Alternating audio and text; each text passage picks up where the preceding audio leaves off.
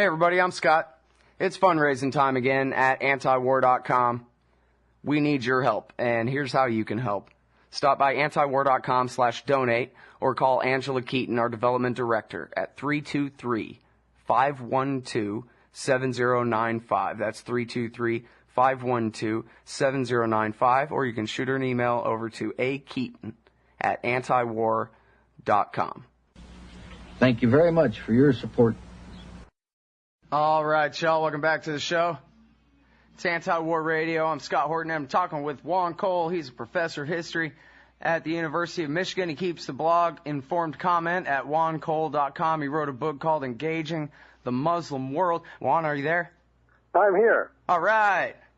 Welcome to the show. Good to talk to you again. Likewise.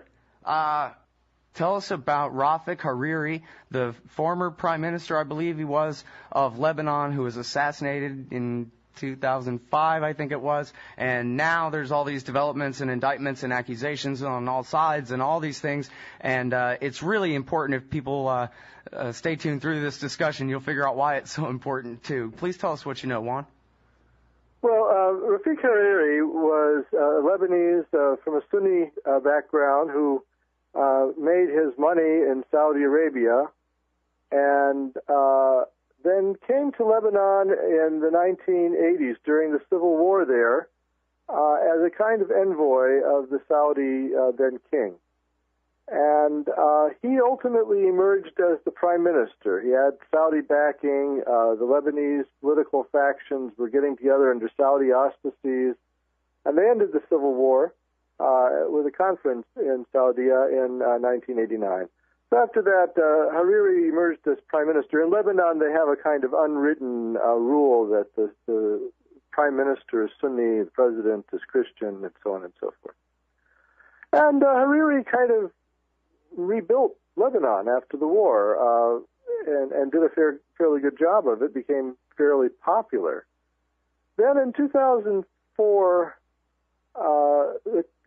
the question was posed as to continued Syrian dominance of Lebanon, because although the Saudis had a lot of political influence, the Syrians had thousands of troops in the country, and they tended to get their way with regard to who was president. President was a Christian, typically a former general, but somebody that the Syrians liked. And their guy was going out of office. It wasn't clear whether they would be able to keep control of the presidency. Somebody might come in who didn't like the Syrians. So the Syrians suddenly announced in fall of 2004 that they were going to, arrange for the Lebanese constitution to be amended to allow the then president, to have another 3 years. And the Lebanese really, really didn't like this. I mean, the Constitution is a national symbol. Having a foreign country mess with it to keep their guy in, very, very distasteful to people. And Hariri came out against it. And he became prime minister again, but then was assassinated in a horrible truck bombing in February of 2005. Now, a lot of people thought, well, the Syrians are just clearing the decks so that they can get their way. And it's been a kind of big murder mystery ever since in Lebanese politics. Mm-hmm. Well, now, if I remember right, there was all kinds of weird accusations and very strange circumstances surrounding the thing, right? Initially, they said that the bomb was hidden under the road and how, that was proof that the Syrians must have done it or whatever. But then, no, there were other people who said Al-Qaeda did it, and then, of course, whether it's true or not, a lot of people are going to say Mossad did it. I don't know. Maybe they did, but I don't know even who had the most to gain or whether that's even, Q bono is a clue, but it isn't always necessarily the right answer when you look at who had the most to gain, right? You'd have somebody inherit a lot of insurance money, but still they didn't have anything to do with it. That's right. You can't go by who would benefit most, although, that would be a consideration if you were trying to solve a murder mystery. Well, and especially in the Levant, there's so many factions, you never know really who's gaining, right? Right. Well, the obvious party is the Syrians or pro-Syrian groups, because not only was Hariri assassinated, this wasn't a mysterious one-off thing. There were a string of assassinations, bombings, and so forth through 2005. And so Hariri's was really one of a series. And all of the people targeted had spoken out against Syrian dominance of Lebanon. So, if you take if you see this as a serial murder, as one in a series, then it becomes more and more difficult to dismiss the idea of some kind of Syrian connection. Now, it doesn't necessarily have to be Syria. It could be people allied with Syria who are afraid that if they leave, then their political position would be, damaged. So in recent weeks, there's a tribunal which has been looking into the murder and is going to give a report. In recent weeks, it's become fairly clear that this tribunal is going to finger Ahmad Mughniya or some other Mughniya, somebody in that family. Mughniya was a major terrorist figure and is associated with Hezbollah, the Shiite party militia in the Lebanese south. So if they finger Mughniya or somebody like that, then it implicates Hezbollah. And Hezbollah, if it's implicated, this is dangerous for Lebanon in so many ways, because there have been Sunni-Shiite clashes in Lebanon. There were in May of 2008, which the Qataris managed to broker an agreement over and stop it. But you could have, a return to Sunni-Shiite violence if Hezbollah was fingered in Hariri's death, because Hariri is kind of like a saint for the Sunnis. And then there's a national unity government, which was cobbled together after elections last year. It took 5 months to put it together, and the government could fall. Mr. Cole, it seems like the assassination of this Professor Cole, I should say, the assassination of Rafic Hariri was used by George Bush and Condoleezza Rice as the bludgeon to force the Syrian army out of southern Lebanon. And it seemed like the Israelis agreed with that at the time, I think. And then it was, I guess, from an objective point of view, the stupidest thing anybody ever did, because all it did was make Hezbollah much more powerful, and then they gained in the parliament, and then the Israelis bombed Lebanon and left the place littered with cluster bombs. Was that deliberate? Why did Bush and Rice not think that it would probably be better to leave the Syrian army in Lebanon? It was his father who invited them in there to get him into the coalition against Saddam Hussein in the first Gulf War, right? So why did they undo that? Was it stupidity or the plan? Well, first of all, I mean, I wouldn't want to take the agency away from the Lebanese public. A majority of Lebanese were very, very unhappy with the Syrian attempt to keep their hand-picked president in power for another 3 years. And then a lot of Lebanese were convinced that the Syrians blew up al-Hariri.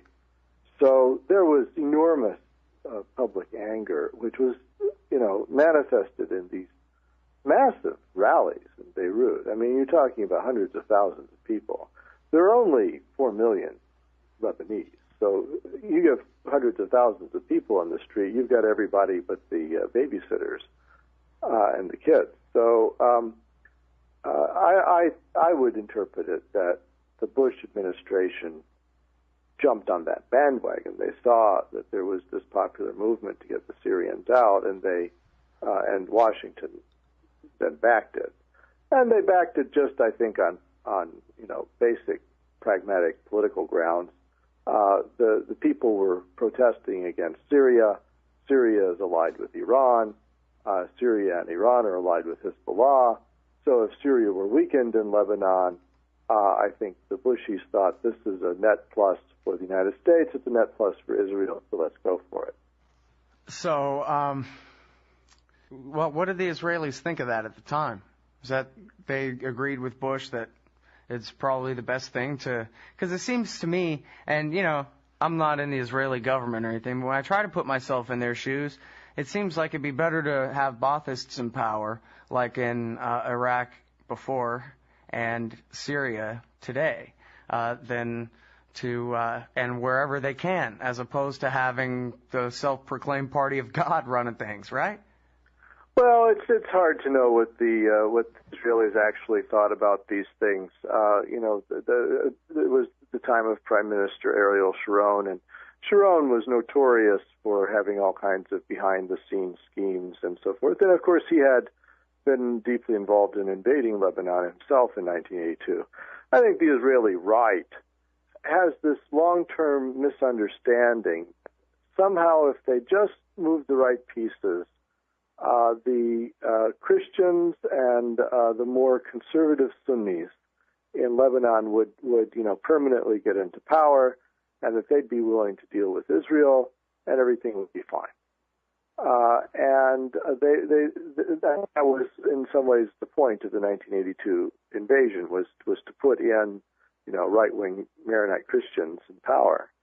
And they just don't understand, apparently, in Tel Aviv, that the Lebanese population has shifted. The Christians are probably only about a third. The Maronite Catholics, the more conservative group, are probably only about 22%.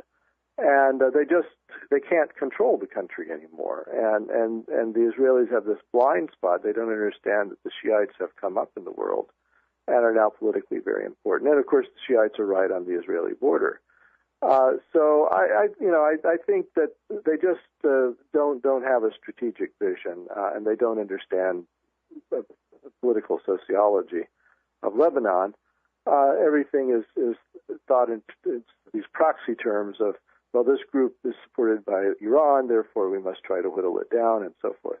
It's day to day, and so it makes for poor policy. And of course, the Syrian withdrawal did allow Hezbollah to play more of a central role in Lebanese politics, become more powerful. Its militia became more significant because the Syrian troops were not there to counter it, and the Lebanese army is still weak. And of course, it did lead in many ways to the 2006 war. I think which only empowered Hezbollah more. Which only empowered Hezbollah more. Well, in some ways. Certainly Hezbollah got enormous credit for standing up to Israel, although people were annoyed with it for seeming to, go too far and help provoke that war. I think it made Hezbollah more cautious. I think the Israelis thought that Lebanon without Syria would somehow be more conducive to their aims in the region, and it turns out that that's not the case. All right, now,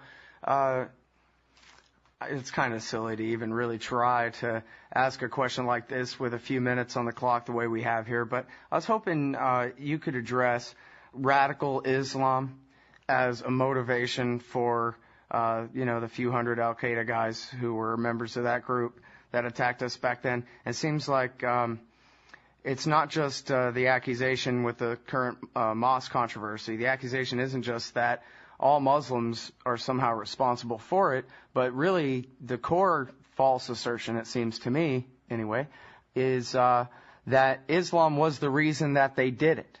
And so as the neocons like to say all the time, radical Islam, it's our enemy. And it seems like really they mean all Islam, because how do you differentiate a radical from a conservative or whatever when it comes to foreigners? They're barely even people at all in most people's minds. So, it seems like this mosque controversy really brings us back to the core of how was it that those planes came out of the clear blue sky that morning and what drove the people to do what they did. Juan, I was wondering if you could explain particularly about, we know there are real political motivations. Explain about Islam and whether it does mandate that and whether that, how much it really did contribute to their motivation, you think?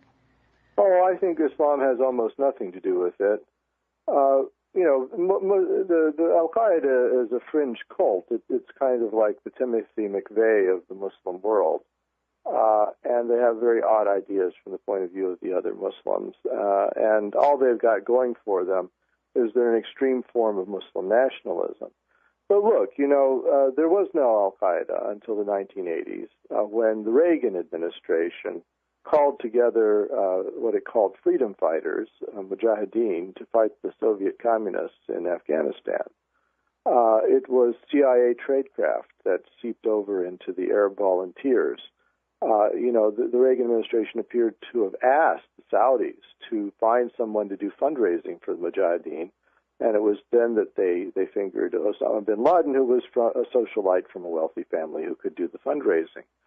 So, the United States had a big role to play in fostering the rise of this small group of